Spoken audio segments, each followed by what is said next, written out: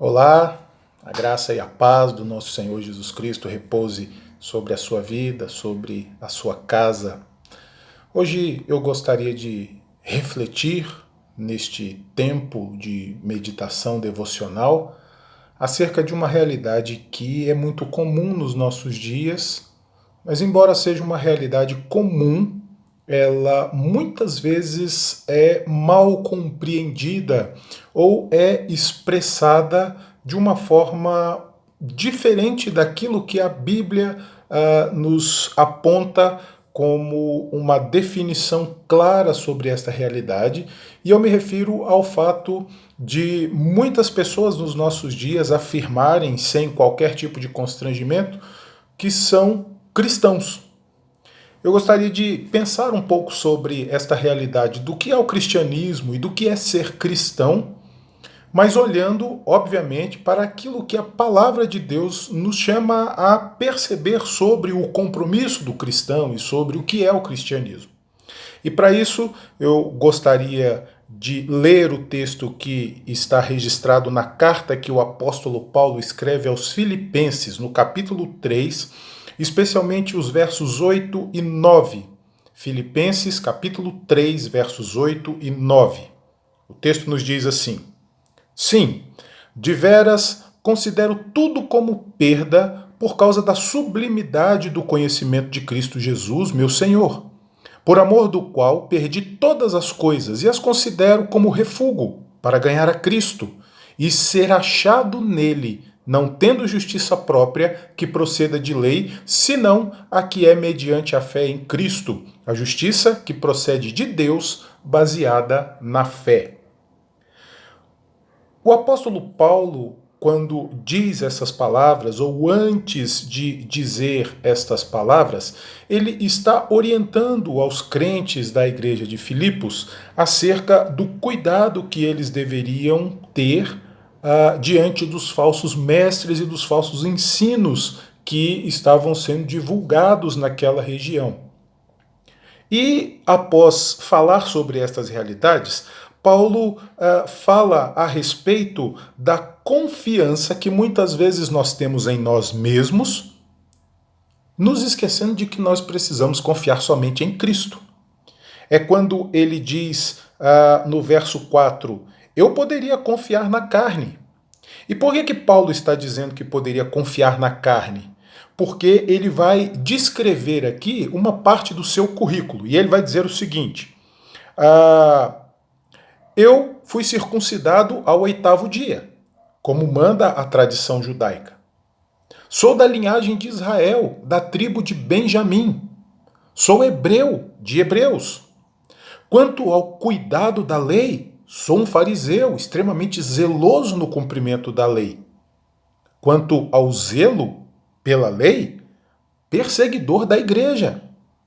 Porque naquele contexto, a igreja era vista como um grupo de rebeldes que tinham sido influenciados pelo pensamento revolucionário de Cristo. E nós precisamos nos lembrar que os judeus, os fariseus, eles não admitiam o evangelho que Cristo ensinava, porque, segundo eles, Cristo estava subvertendo a lei, estava criando um grupo de rebeldes contrários à lei, contrário à própria palavra de Deus. E então Paulo, como era extremamente zeloso da lei, era um perseguidor da igreja, porque não admitia que aquelas pessoas que caminharam com Cristo e que se influenciaram pelo ensino de Cristo prosperassem e seguissem no seu intento de continuar propagando a mensagem do Evangelho. Então Paulo era extremamente zeloso a ponto de perseguir essa igreja, que era, na visão dos fariseus, um grupo de inimigos do próprio Deus. No entanto, Paulo diz assim: mas o que para mim era lucro, verso 7, isto considerei perda por causa de Cristo.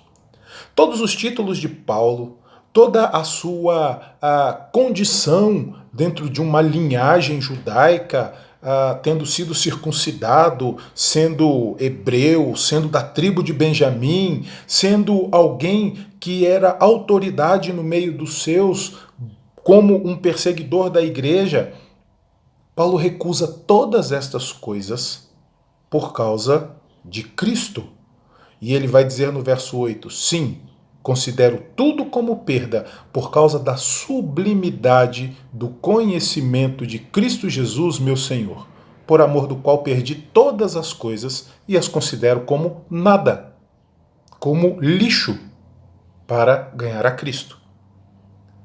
Então, quando nós olhamos para o que o apóstolo Paulo fala a respeito do seu compromisso cristão, nós precisamos entender que ser cristão é, de fato, e de uma forma muito ampla, nós abrirmos mão daquilo que é muito caro para nós em favor do Evangelho de Cristo. Eu não estou dizendo que nós, para seguirmos a Cristo, precisemos abrir mão ou entregar todas as nossas coisas e vivermos perambulando como andarilhos por aí. Não é isso que o texto nos diz. Mas o texto nos diz que a confiança que nós temos em coisas nas quais nós confiamos não é a confiança que nós precisamos ter. Não há como nós dizermos que somos cristãos, que seguimos a Cristo, se nós temos muitas outras coisas na nossa vida que de alguma forma e em algum momento ocupam o lugar que é de Cristo. Por isso Paulo diz isso. Abri mão de todas essas coisas. Considerei todas estas coisas que me davam alguma segurança, algum status, como lixo. Porque o mais importante é, de fato, conhecer a Cristo. Paulo fala da sublimidade do conhecimento de Jesus. É sublime nós termos esta oportunidade de conhecer a Cristo através da sua palavra. E então, nós vemos que o exemplo que o apóstolo Paulo nos dá acerca do que é ser um verdadeiro cristão, numa esfera conceitual e até mesmo prática, foge mais muito longe daquilo que nós muitas vezes entendemos como cristianismo e vemos as pessoas expressando como cristianismo. Não basta dizer que nós cremos em Jesus e isso ser algo simplesmente uma declaração formal daquilo que nós pensamos ser a nossa declaração de fé.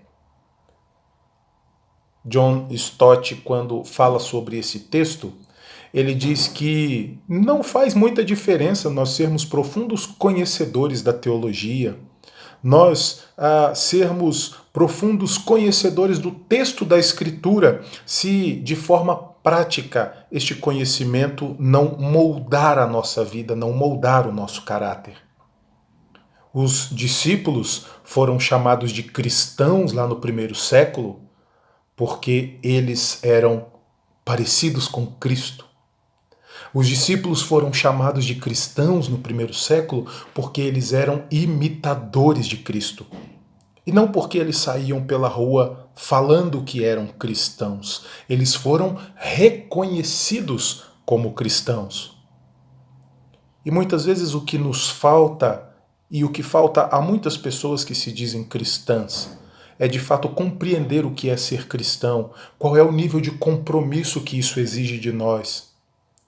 As pessoas precisam entender que ser cristão significa parecer-se com Cristo. Hoje eu li um post na internet que eu não concordei muito porque ele deixa a coisa um pouco no meio do caminho. Mas este post dizia o seguinte: ser cristão não é falar de Cristo, é se parecer com Ele. Tudo bem, mas ser cristão é falar de Cristo e parecer com Ele. Nós precisamos falar de Cristo e nos parecermos com Cristo, sermos como Cristo foi, vivermos como Cristo viveu, tendo sempre a vontade soberana de Deus controlando todas as suas atitudes e não fazendo valer aquilo que Ele mesmo gostaria que acontecesse. Nós vemos como Cristo se relacionava com o Pai, como Ele ensinou os seus discípulos a orarem, submetendo as suas vontades e os seus anseios à vontade soberana de Deus.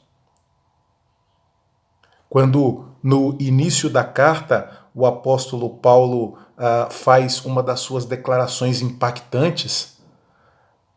No capítulo 1, verso 2, ele diz: para mim, viver é Cristo. E nós vemos esta declaração de Paulo sendo expressada em outros textos, e num texto que para mim é muito caro, é o texto lá do capítulo 20 de Atos, quando Paulo, se despedindo dos presbíteros da igreja de Éfeso, diz assim: em nada considero a vida preciosa para mim mesmo, contanto que complete a carreira e o ministério que recebi do Senhor Jesus, para anunciar o evangelho da graça de Deus. Paulo sabia que o seu viver tinha um propósito, e o seu propósito era se parecer com Cristo. Por isso ele diz: sede meus imitadores, como também eu sou imitador de Cristo.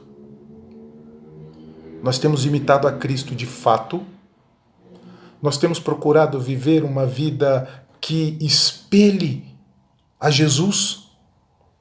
As pessoas, ao olharem para nós, conseguem perceber o Senhor Jesus controlando a nossa vida? Por isso, quando nós falamos de cristianismo, de sermos cristãos, é imperioso que as nossas atitudes demonstrem aquilo que nós dizemos ser. Caso contrário, o nosso cristianismo é só da boca para fora, é só casca, mas não produz absolutamente nada no que se refere à transformação que todos nós necessitamos por causa do pecado que nos separou de Deus. Precisamos ser cristãos parecidos com Cristo, falando de Cristo, andando como Cristo andou e buscando em todos os nossos atos vivermos para glorificar o nome de Deus.